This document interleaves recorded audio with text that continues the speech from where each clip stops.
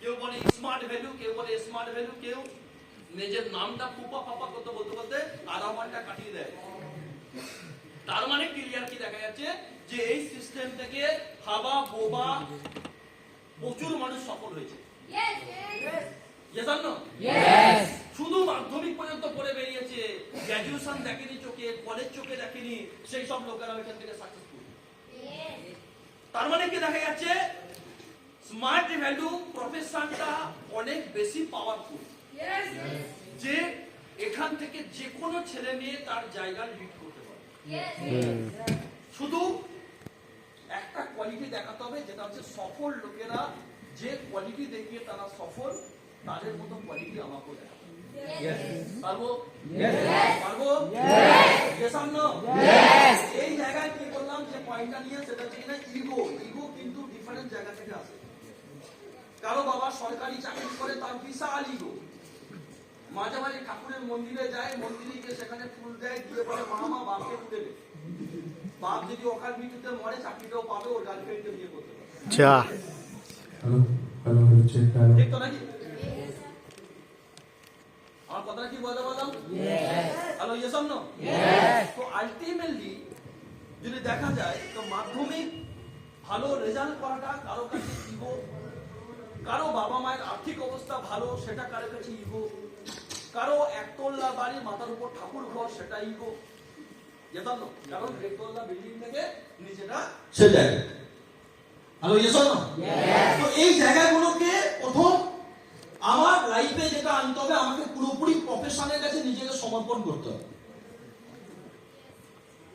আমরা তো পড়াশোনা করে বেরিয়েছি, বহু মানুষ স্মার্ট ভ্যালু প্রফেশনে আছে, যাদের কাছে ডিগ্রি ছিল, কোয়ালিটি ছিল, যারা মার্কেটে 15, 20, 20 বছর চাকরি করেছে, চাকরির জিনিস কি দেখেছেন, একাধিক টপ পজিশনে চাকরি করেছে, 15 বছর সার্ভিস কি দেখার পর তারা সিস্টেমটা ফোকাস করেছে। আমি কাকুর কাছে হলে যখন ট্রেনিং এ যেতাম, একটা জিনিস ফিল করে দেখতাম, যেখানে গিয়ে দেখেছি বহু মানুষ যারা একটা WBCS officer, West Bengal civil service একটা অফিসার, একটা WBCS অফিসার হওয়ার জন্য লক্ষাধিক স্টুডেন্টের মধ্যে 30 থেকে 35টা সিট থাকে। যিনি তার মুখ দিয়ে শুনেছি যে নেতাজি ইন্ডোর স্টেডিয়ামে মাঝে মাঝে টেম্পোরারি অফিস বানানো হতো, গভর্নমেন্টের টপ পোস্টের চাকরি এগুলো। এই ক্লাস লেভেলের মানুষ যদি স্মার্ট ভ্যালুকে তার ক্যারিয়ার লাইফে নিগড়ে দিতে পারে, তাহলে ওয়াই এভার নট, আমি কেন না? প্রচুর ব্যাংক ম্যানেজার আছেন, প্রচুর ইঞ্জিনিয়ার আছেন, প্রচুর ডক্টরস আছেন, যারা একাধিক মেডিকেল কলেজের সাথে যুক্ত, একাধিক কোনো হসপিটালের সাথে যুক্ত। তারপর তারা স্মার্ট ভ্যালু সিস্টেমটাকে তাদের টাইম দিয়ে তারা কাজটা করছে। লাস্ট যখন আমি দুবাই ট্যুরে ঘুরেছিলাম, লাস্ট 1 বছর আগে যখন দুবাই ট্যুরে গিয়েছিলাম, দুবাই, তো সেই ট্রিপে একই সাথে যখন গাড়ি করে নিয়ে যাচ্ছে, আমার পাশের সিটে এক ভদ্রলোক বসেছিলেন, যার বাড়ি ব্যাঙ্গালোরের ভেতর দিকে। উনি একজন হসপিটালের খুব বড় surgeon, doctor, top surgeon, heart specialist. তাই এই ক্লাস লেভেলের ডক্টর যদি স্মার্ট ভ্যালু ফোকাস করতে পারে, এট দ্য এজ অফ 50+, 50 বছর বয়সে দাঁড়িয়ে তারা সিস্টেমটাকে ফোকাস করতে পারে। আমি তো আজকে যারা এখানে বসে আছে, ইয়াং ছেলে, মাটি চিরে জলবার করার ক্ষমতা রাখতে পারে। আকাশ পাটকে বৃষ্টি যেমন দম আছে তো, এই এফোর্ট দিচ্ছে অন্য জায়গায়, কি করে ডেভেলপ হবে? সফলতা আর বিলাসিতা দুটো কখনো একসাথে আসে না। আপনি বিলাসিতা দেখা যাবেন, সফলতা হারাবেন। লাইফে যে সাকসেসফুল জায়গা পৌঁছতে হবে, তাহলে আপনাকে সফল মানুষদের মধ্যে এফোর্ট দিতে হবে। আমরা সাকসেস দেখতে দেখতে এমন হয়ে গেছি না, মানুষের সাকসেসটা দেখতে ভালোবাসি, কিন্তু তার ভিতরে অনেক দলভরা কাহিনী কোনো আমরা তাকে দেখি না।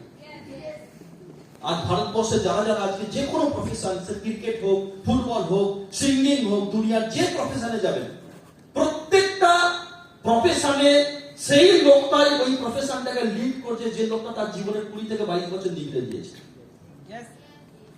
শাহরুখ খান কোন একটা সন্তান, একটা ছেলে যে দিল্লি থেকে মুম্বাই এসেছিল হিরো হওয়ার স্বপ্ন নিয়ে, একাধিক বার ওনার রিকোয়েস্ট করে করে চান্স পাইনি, কারণ একটা সন্তান, একটা রুম নিতে পারিনি, ভাড়া নিয়ে যে রুম নেবে, সেই রুম রেন্ট নিতে পারিনি, রেন্টের রুম নিতে পারিনি। চায়ের দোকানে বেঞ্চের উপর ঘুমাতো। ওর ওই সিনেমা, ওইটাকে কাহানি নিয়ে একটা সিনেমা বানাচ্ছিল বিন্টু বারবার। এক বন্ধু সাপোর্ট নিয়ে তার কাছ থেকে পয়সা নিয়ে মুভি দেখতে হতো, সেখান থেকে অ্যাক্টিং শিখেছে কোন অ্যাক্টর সঙ্গে। আজ বলিউডকে লিড করছে পৃথিবীর top richest actor Shahrukh Khan. এক সময় যে বেঞ্চে ঘুমাতো, তার কাছে মুম্বাইয়ের সব থেকে কস্টলি আলিশান বাংলোরে থাকে, যার নাম হচ্ছে মান্নাত। সিনারি আপনি বদলাতে পারবেন। একটা কথা আছে যে মানে चाल से काम कर और आपका जिंदगी के संकट आपको ही निकलना होगा। यस ঠিক তো নাকি? চালে যদি কাপড় পরে আর জীবনে যদি সংকট আসে, সংকট আর সংকট দুটো একই তো। কাকে তুলতে হবে? আপনাকে। আপনি লাইফ বদলাতে হেঁটেছেন, তাহলে আপনাকে লাইফ বদলানোর জন্য যেগুলো করতে হবে সেগুলো আপনাকে করতে হবে। যে কাজ ভালো লাগে সে কাজে ডেভেলপমেন্ট আসে না, যে কাজ খারাপ লাগে সেটা বেশি করে করতে হবে। একটা ক্রিকেটারকে জিজ্ঞাসা করুন তো, ও চাই না যে আমি সকালবেলা 8টা-9টা পর্যন্ত ঘুমিয়ে পড়ে থাকি।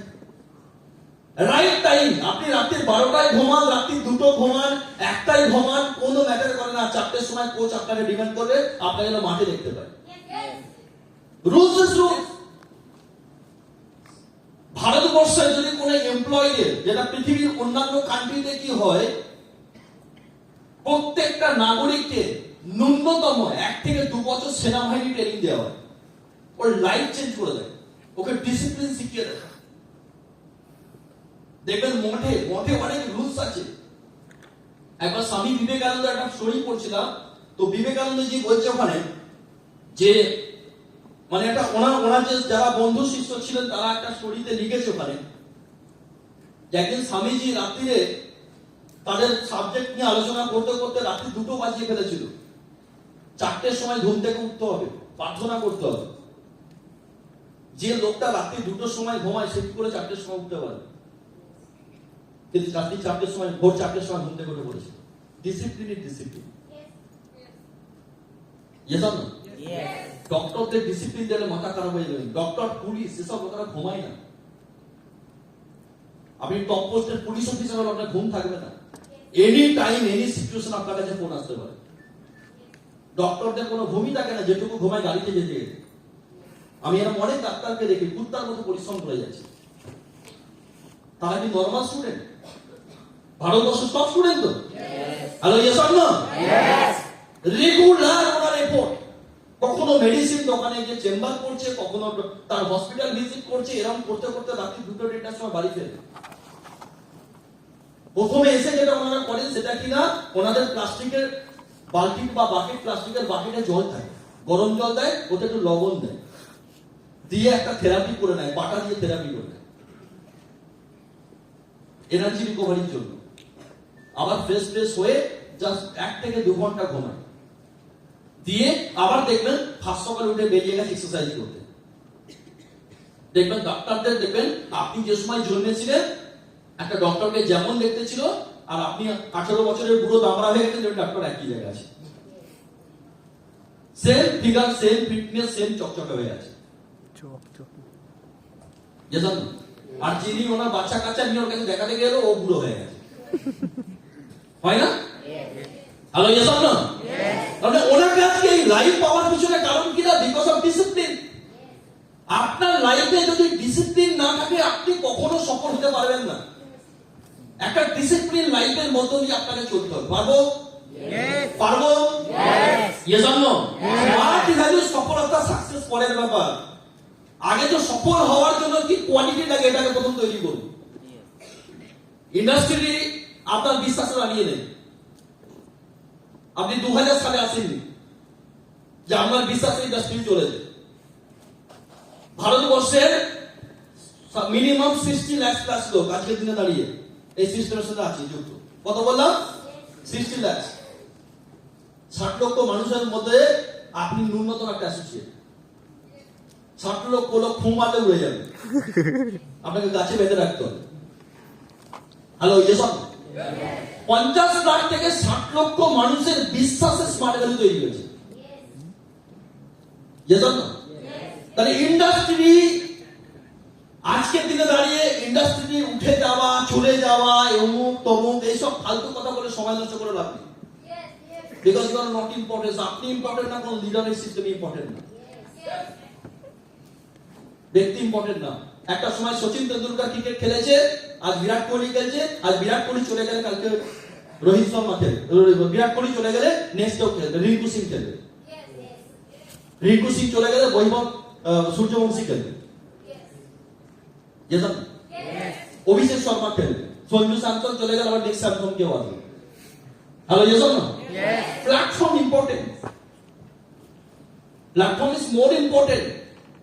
ক্রিকেট আছে তাই ইন্ডিয়াতে ক্রিকেটার বেরোচ্ছে, ক্রিকেটার প্ল্যাটফর্ম ক্রিকেট না থাকলে ইন্ডিয়াতে ক্রিকেটার বেরোতো না। তাই আমেরিকা থেকে বেরোচ্ছে কেন? আমেরিকা ক্রিকেট নামে প্ল্যাটফর্ম নেই। ভারতবর্ষের ডাব্লিউডাব্লিউ কোনো প্ল্যাটফর্মই নেই। এই জন্য তো এখান থেকে যাচ্ছে খালি এরা গ্রেড, খালি এরা খেলতে গেছে আমেরিকা, সেখানে ট্রেনিং দিয়ে সেখানে খেলছে। মারপিট করলে লোকে অ্যাওয়ার্ড পায়, কোটি কোটি টাকার মালিক হয় মারপিট করে। আর যদি আপনি মার্কেটে গিয়ে কারো ঘুষি ঘুষি মেরে মুখ খুব ফাটিয়ে দেন, আপনাকে পুলিশ তুলে নিয়ে চলে যাবে, অ্যাটেম্প টু মার্ডার কেস দিয়ে দেবে। কাউকে রাগের মাথায় আপনাকে গালিগালা দিয়েছে, আপনি চেয়ার তুলে কাউকে মেরে দিয়েছেন, এখানে আপনাকে এখানকার পুলিশ ডিপার্টমেন্ট আসবে, তুলে নিয়ে চলে যাবে, মার্ডার কেস দেবে। এই কাজটা যখন আপনি প্ল্যাটফর্ম ছাড়া করবেন তখন ক্রিমিনাল। আবার এই মারপুরের কাজই আছে, চলে যান না দম যদি থাকে ডব্লিউডব্লিউতে, হ্যাঁ হয়তো নাকি ডব্লিউডব্লিউতে মারপিট হয় তখন চেয়ার ফিয়ার তুলে ভেঙে ভেঙে একাকার করে ফেলতে হবে, মারপিটের কাজ, ঠিক তো নাকি? আমি যদি ঘুষি মেরে গেল নাক ফাটিয়ে দিয়ে আমাকে মার্ডার কেস দেবে। আর এই কাজটা যদি আমি অলিম্পিক রিগে দাঁড়িয়ে করি তাহলে মোহাম্মদ আলী হবো, ওয়ার্ল্ড চ্যাম্পিয়ন মোহাম্মদ আলী তৈরি হবো, একই কাজ।